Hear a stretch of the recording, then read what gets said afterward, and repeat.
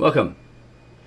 Today we are looking at this particular book, the Old Testament Light, a scriptural commentary based on the Aramaic of the ancient Peshitta text by George M. Lamsa.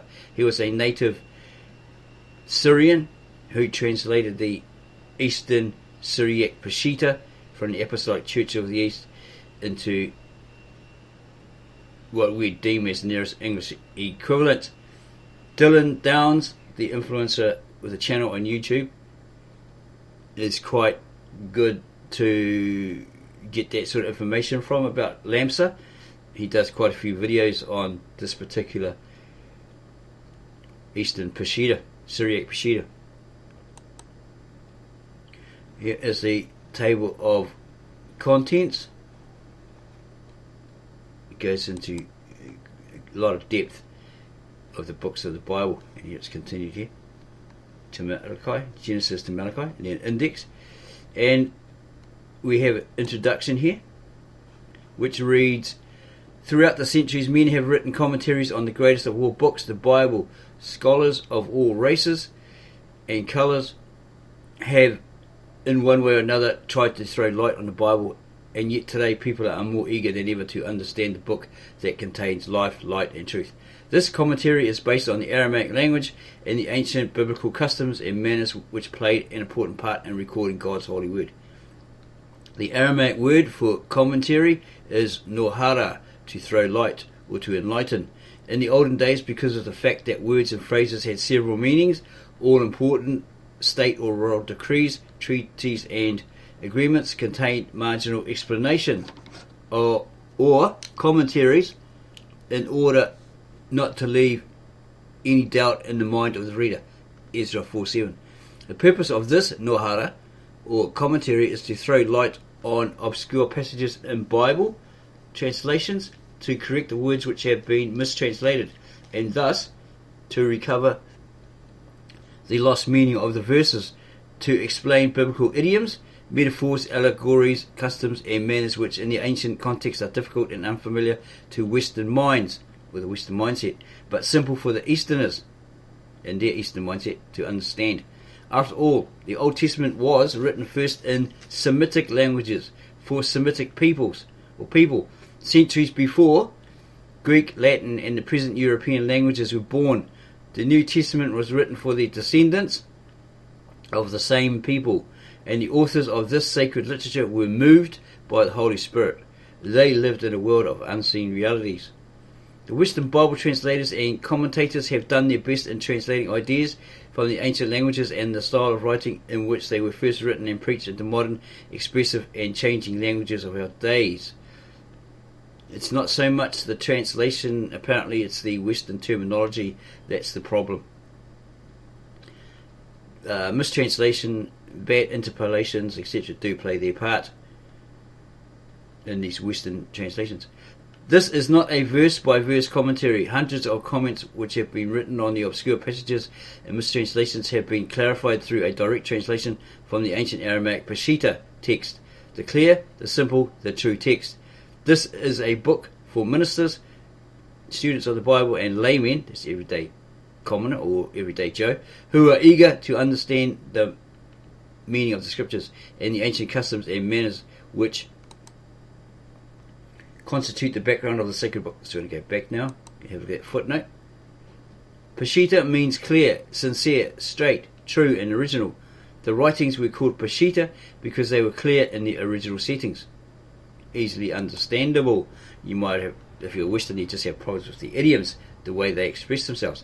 So, with the original ancient Tab Asherit, or Aramaic, that we present in our videos, translated by the native-born Aramaic-speaking translator from Bet Nahrain or Mesopotamia, Syria, Victor N. Alexander.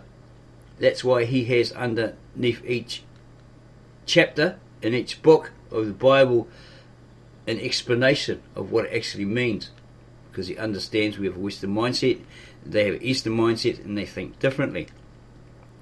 For example, if we come across something and say, well, that's not right, that doesn't make sense, come on, it's defying reality, come on, that's a fantasy, that's a lie, even, they'll say, yeah, but even if it does prove to be a lie, we still believe it. It's a weird Eastern thing, right? Okay, so it constitutes a background of the sacred book. Some of the comments are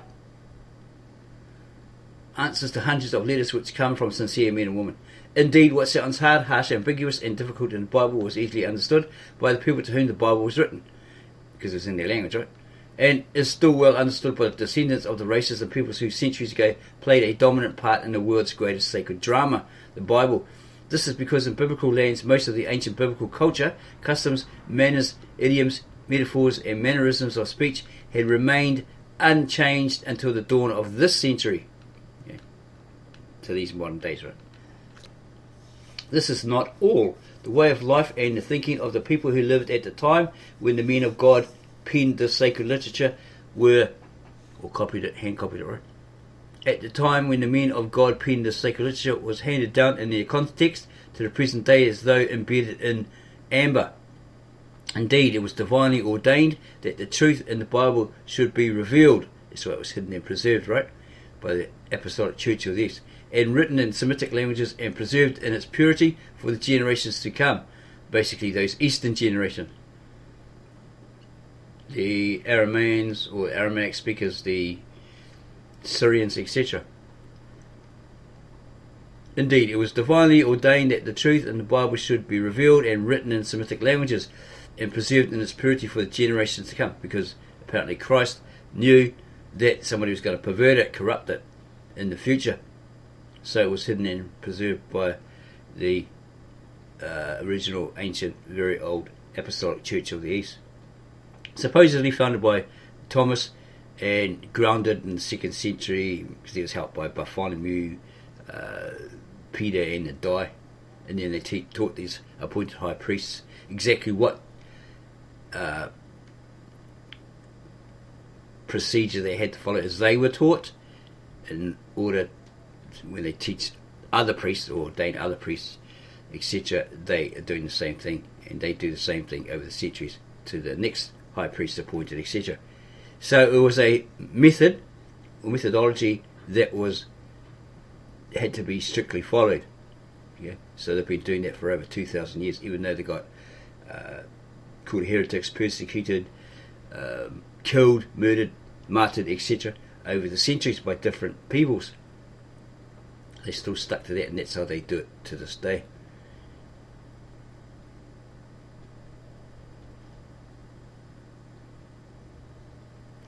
Okay, so it remained unchanged until the dawn of the century. This is not all. The way of life and the thinking of the people who lived at that time when the men of God penned the sacred literature was handed down in the context to the present day as though embedded in amber. Indeed, it was divinely ordained that the truth in the Bible should be revealed and written in Semitic languages and preserved in its purity for the generations to come. God always leaves a remnant. God's light always keeps burning amidst darkness, persecution and suffering, and God's truth endures forever. The term Bible in Western languages means a library or collection of books. It is derived from Byblos, a small town in Syria where papyrus was manufactured. Thus the Bible as a library contains the inspired writings of the Hebrew prophets and those of the temple and court scribes. Indeed, the Bible is the only large, authentic and important surviving library from the past containing sacred books written in a plain alphabet that men can read and understand. Moreover, the Bible contains many volumes which cover various phases of life, such as law, drama, history, poetry, philosophy, art, science, religion, and worship. Indeed, the Bible is a revelation out of this world, written in the language of this world. But in Semitic languages, Aramaic or Hebrew, because originally it was called Hebrew Aramaic, Aramaic Hebrew, because they were sister languages, they had no vowels, only consonants. The term Bible does not mean a library. So basically their words were the same, had the same meaning, until at some stage, some future age, maybe the Masoretes decided to add vowels, okay, which not only changed the structure of that particular language, or those languages, but also the meaning of the words. So today you have the Israeli Hebrew, might have Yom for day, literally a day of the week, whereas you had the original ancient, very old Iyuma in the Aramaic, which meant immeasurable period, unfathomable period, era, eon, age, or day with capital D, which is very, very different from this day of the week. Okay, it's all to do with the lunar solar cycle and so forth. But in Semitic languages, Aramaic or Hebrew, the term Bible does not mean a library. The Hebrew name of the Holy Bible is Torah, Book of Instructions, right? Or the law. It means the law. Why is it called the Book of Instructions? Because it's very, very similar, uncannily close to the older writings, laws given by King Shurupapak of Syria. If you've ever studied it, we have done a video on that. The Hebrew name of the Holy Book is Torah, which means the law.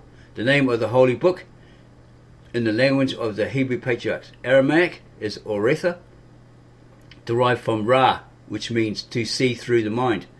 So it's not a Egyptian word. It could be related, but we don't believe it's an actual plagiarized Egyptian word from their language, which means to see through the mind. The adjectives of this verb is Rayana, or Riyana, mind. This is because the spiritual truths cannot be seen by human eye or easily explained in words. They are conceived and understood through the mind and higher intelligence. No other name could have been more suitable for a book containing the laws of God, His ordinances, and His moral ethics. As the psalmist puts it, the Bible is a lamp to our feet and a light to enlighten our dark paths. Psalms 119, verse 105. Allah, it's nothing to do with the Muslim Allah, because it has A on end here. That's meaning that it's dual. It's to do with the triune Godhead, the Father, the Son, the Holy Spirit.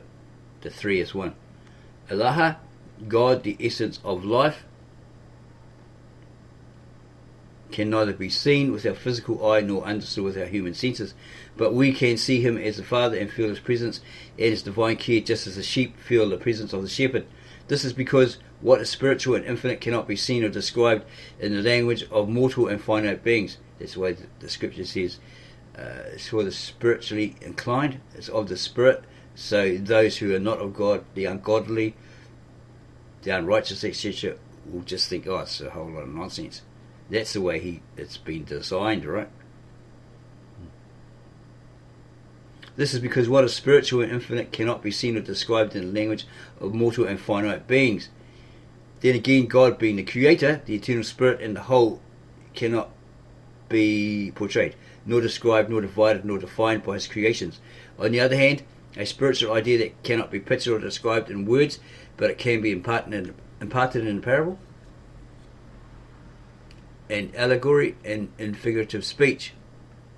This is why some of the prophets portrayed God as an emperor, unapproachable, surrounded by ministers, counselors, and intermediaries, a God with hands, feet, ears, and eyes, a God now happy, now sorry, now angry.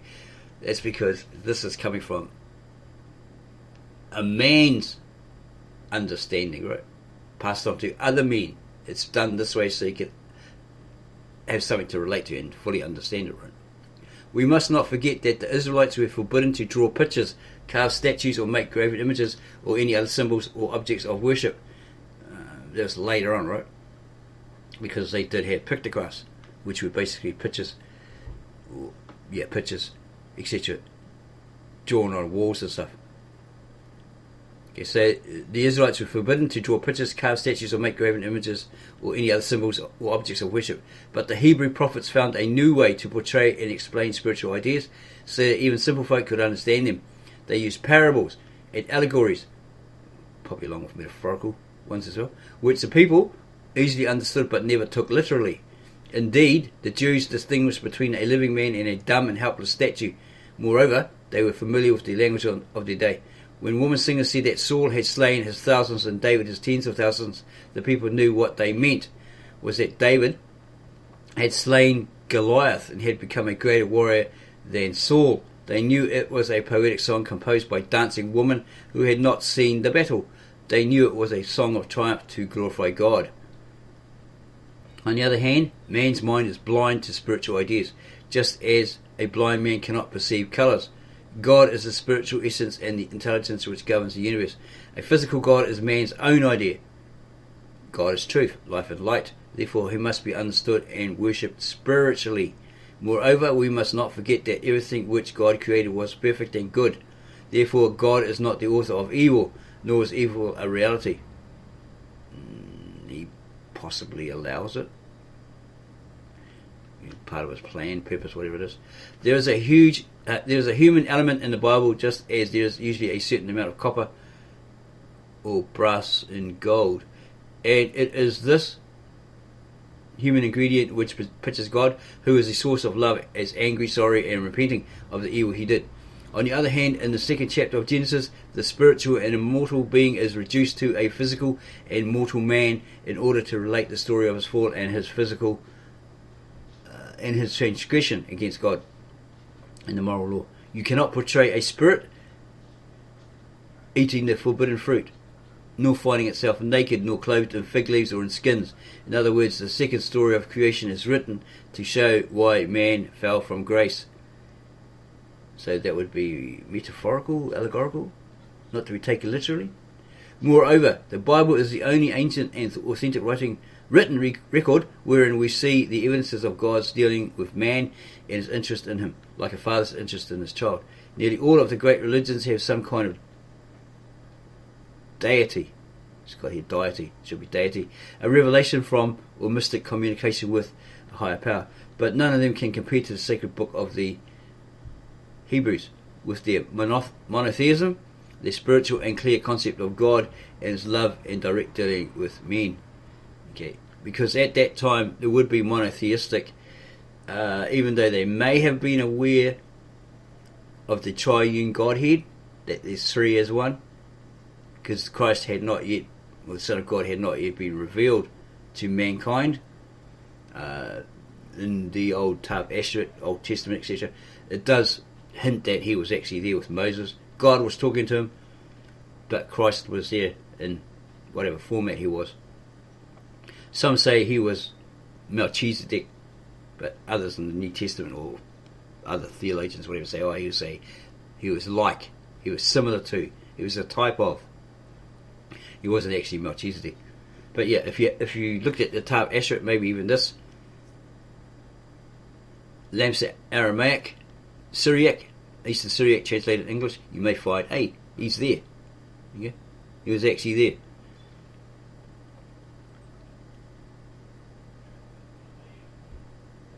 Okay, so, but none of them can compare to the sacred book of the Hebrews with their monotheism, the spiritual and clear concept of God and his love and direct dealing with men.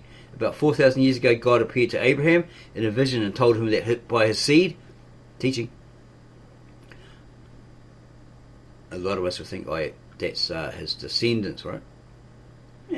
Dual thinking there. All the nations would be blessed. 2,000 years later, Jesus of Nazareth read the holy books which contained these divine promises, studied them and then fulfilled them, and thus became a great light to lighten the world. Despite many changes in the world, wars and persecutions, the rise and fall of many great empires, God's promise never failed, nor were they forgotten by the Jews, who had shed rivers of blood for them. Today, well, they basically died for them, right? Today, then again, you could probably, someone might say, oh, they killed a lot of people. That's what it's meaning. Maybe, maybe not.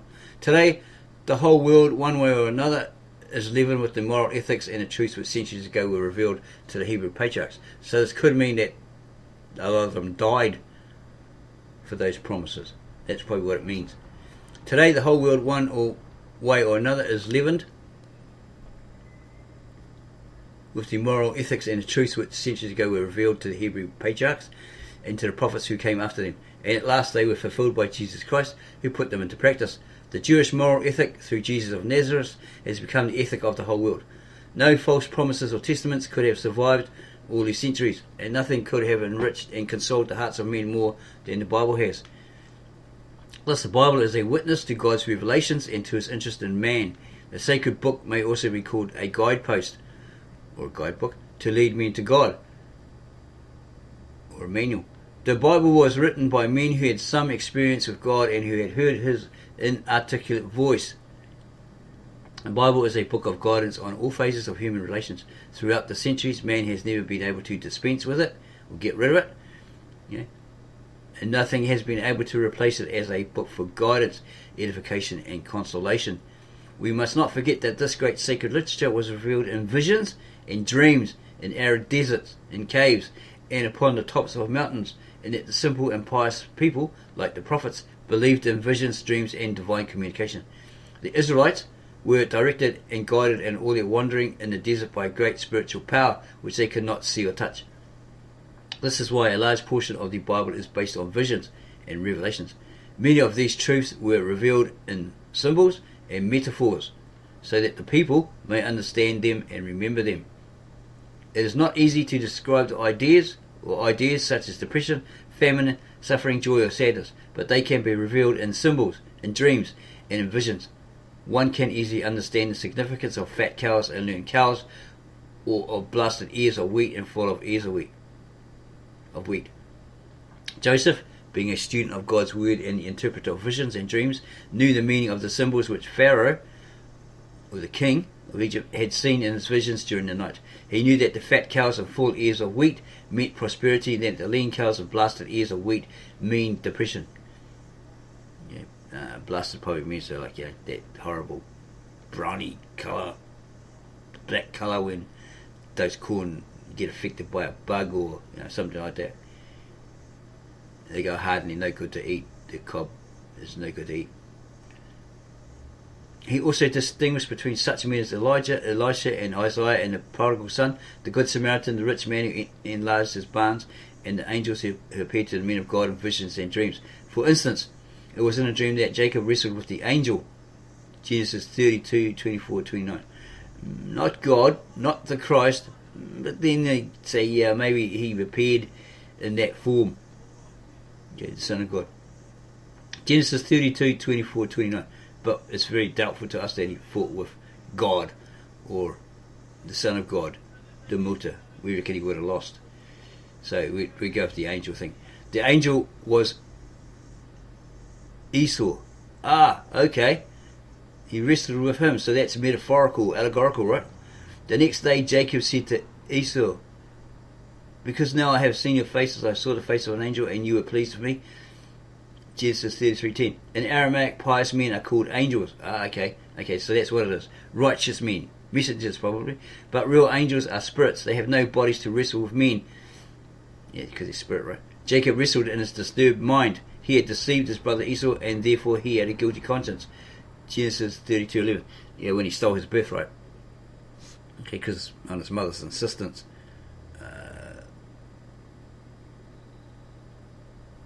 Probably he deceived his brother Esau, and therefore he had a guilty conscience. And that, whatever that Genesis 32:11 says, we can't recall it at the moment. But we know Isaac. No, we leave that. We got it wrong there. Yeah, this is Jacob wrestling with Esau, right? Probably stole his birthright, or else he was doing it inside the womb when he grabbed his ankle, something like that. As we have said, a large portion of the sacred book is based on visions which the men of God saw. It was in a vision that Abraham entertained God and the two angels, and God ate meat with him. Okay. So it's not actually something that went down, as we thought. We always believed, right? Okay, he met these two angels, because that's what it says in the Americanized English Bible versions, right? It was in a night vision that Isaiah saw angels worshipping God. A different kind of Eastern mindset explanation, right, compared to a Western mindset explanation, and that's where we're going wrong. Because you don't have the Eastern mindset, so you need to adapt it, adopt it, right, and then, find some native-born Syriac person, right, hang around with them and talk to them, and if they know what they're talking about, scriptural-wise, etc., then it'll probably rub off on you, and you start having this Eastern mindset. That's what we found when we were communicating via email and listening to the translator from Syria, Mesopotamia, Syria, Victor E. Alexander. Well, we prayed for it as well, so we get a full understanding. And ta-da! It was in a vision that Ezekiel came in the spirit to Jerusalem and measured the temple. It was in visions and dreams that Daniel saw the rise and fall of many empires.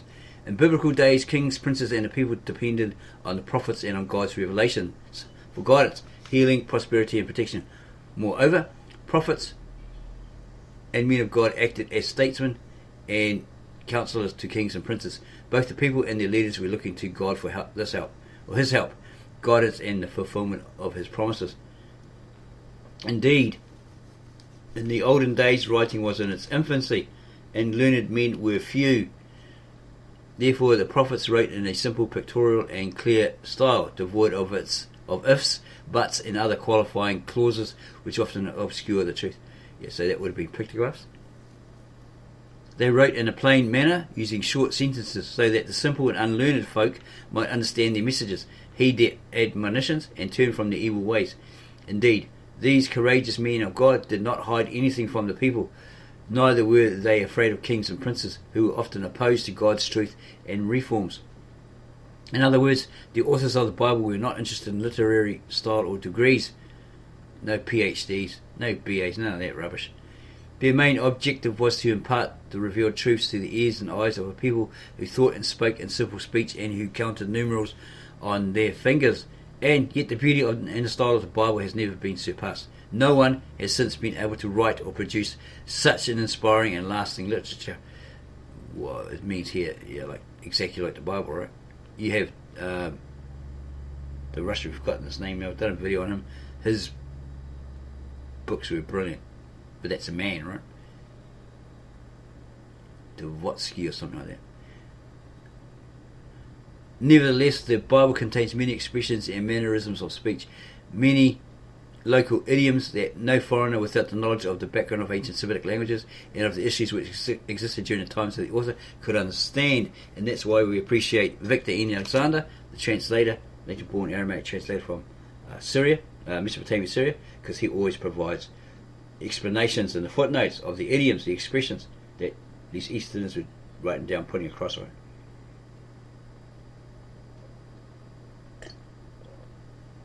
That's why we said you should, hang out with a native-born Aramaic or Syriac speaking person to gain that mindset, their mindset, right, and rub off on you.